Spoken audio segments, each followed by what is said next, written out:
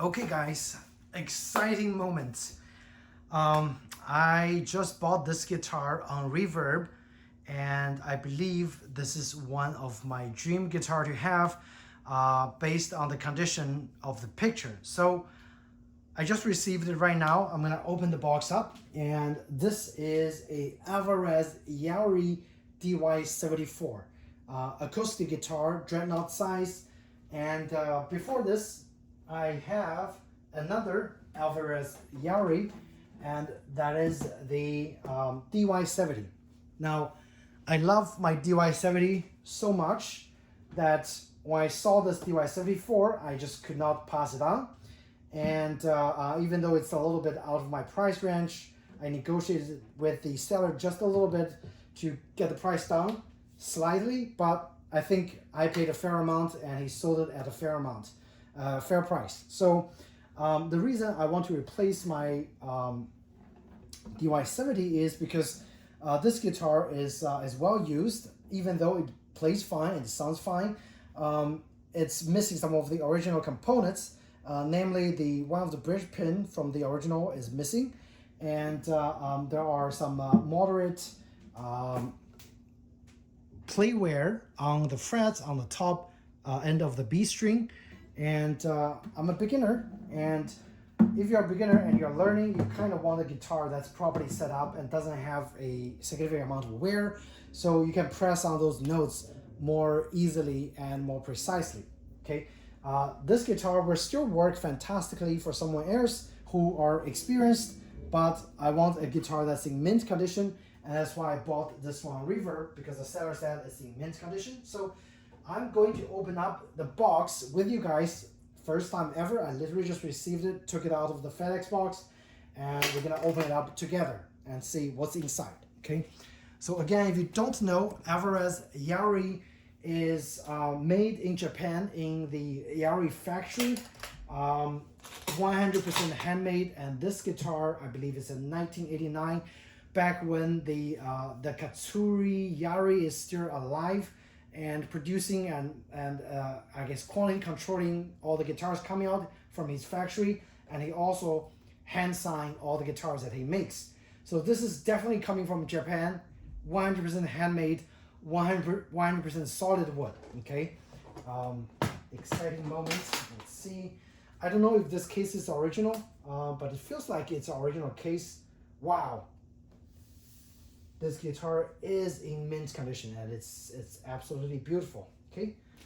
So I think with it also comes with a few other items. Oh my God. It's beautiful. It's beautiful. Let's see. I don't think the string has been changed yet. So this is the original string from what the seller said. So definitely we will condition this guitar a little bit, and hopefully when we finish with conditioning the guitar, it will be in an excellent shape and 100% playable. And then we'll compare the sound of the, yeah, it's way out of the tune.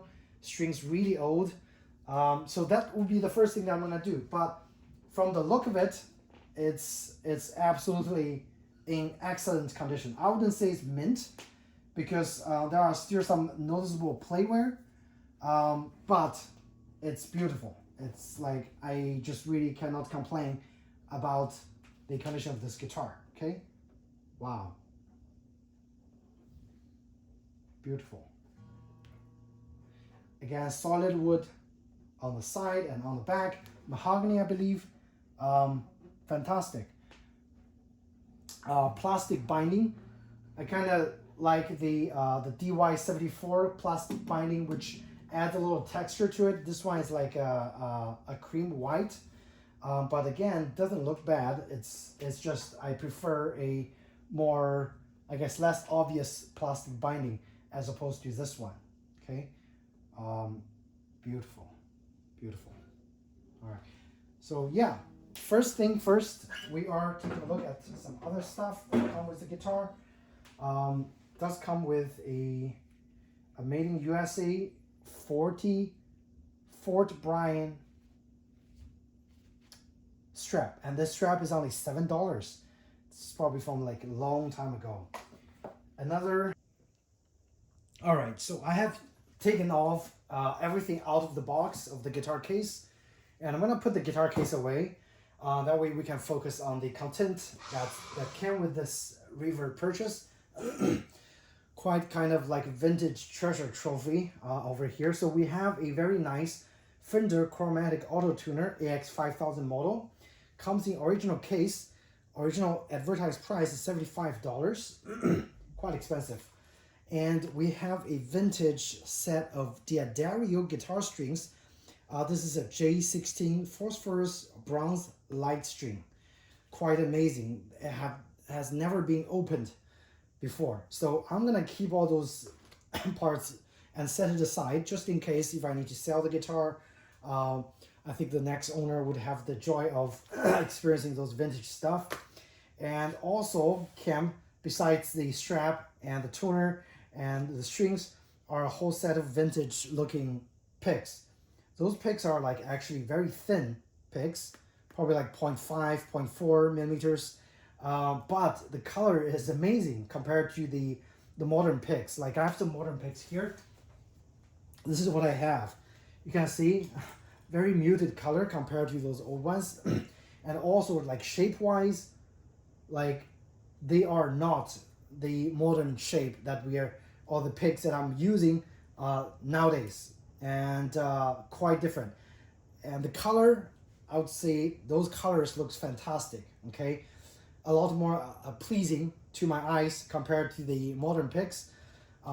Just my personal opinion, right? So we're gonna put everything away, and we are going to focus on the guitar. Obviously, the guitar haven't been tuned yet, and it's way out of the tune. Okay, so I'm gonna change the strings, and again, I'm not gonna be using the vintage strings. I have brand new sets of strings that I'm gonna be using.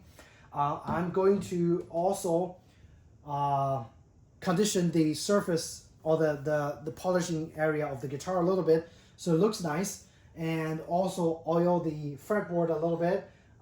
If it's a little dry, it does look, it's slightly dry. So we're gonna do all that, and then we're gonna come back and maybe hear the tone of the guitar compared to my DY-70 and see if there is a tonal difference between those two guitars.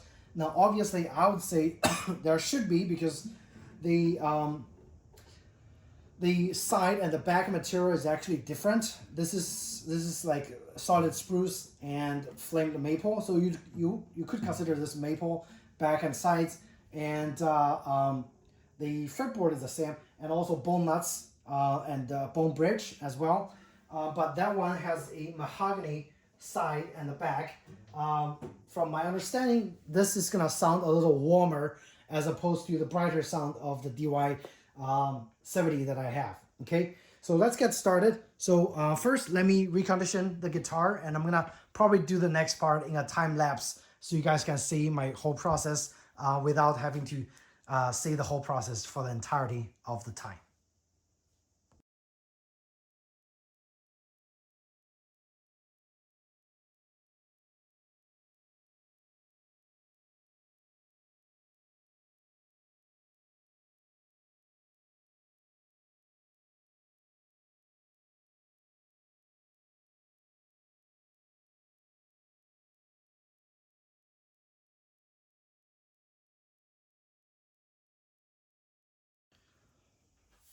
All right, I think I'm kind of halfway through the restoration, so I removed the string, and I used a little of the tea tree oil, which is used to condition wood, to actually recondition. I just dip some tea tree oil on my paper towel, and I go inside and kind of just gently wipe all the interior space a little bit, because from the look of the clear coating on the back, there are a little white area over here. Kind of tells me that this guitar has been kept in a very dry place, so it's kind of dry. So what I'm trying to do with the tea tree oil is, again, on all the wood area, on the exposed wood area, tea tree oil here, and polish the glossy area as well. what the tea tree oil is gonna do is the wood is gonna absorb it and it's gonna recondition itself just a little bit so it doesn't stay, you know, super dry to a point that eventually it's gonna dry to a point that it's gonna crack and break. My home humidity is around 32 to 35%, so relatively dry. So the guitar in my home should be kept in a fairly good condition. Like my other guitar here, I never had any problems. Just store it in my room. But this one, it does definitely look like it hasn't been conditioned during the last, this one is even older, so like 35 years. It hasn't been, looks like it hasn't been conditioned, and it's just been sitting in the case for so long. So hopefully that tea tree oil would actually condition the wood a little bit, would penetrate a little bit deeper inside the mahogany wood on the inside, and it goes deeper. And I was hoping that as the oil gets absorbed in the wood and reconditioning the wood, those white areas would actually disappear and gets absorbed with oil, and it would actually look even again. But from right now, I don't know if it shows on the video, there is a definitely distinguishable like white area and dark area over here that I'm trying to get rid of.